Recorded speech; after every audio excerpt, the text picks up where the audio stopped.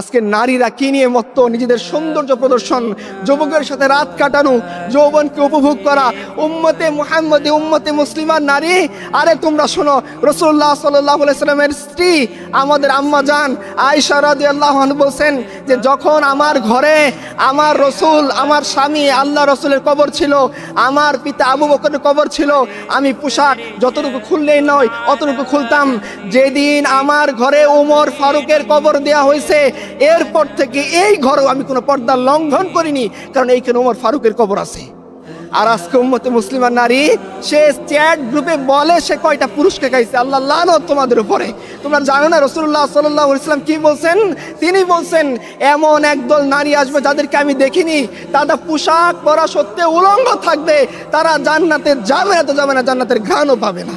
তোমরা শুনোনি এই কথা? তোমরা উম্মতে মুসলিমার নারী, আর তোমরা যুবকদের সাথে গিয়ে এই বাজে কাজে লিপ্ত হও। তোমরা ভ্যালেন্টাইন্স ডে উৎপন্ন করো, তোমাদের দেখে তো শয়তানও হাসে। তোমরা কি ধরনের সংস্কৃতি বেছে নিয়েছো? তোমরা আম্মা জান আয়েশা খাদিজার কালচার তোমাদের মনে নেই?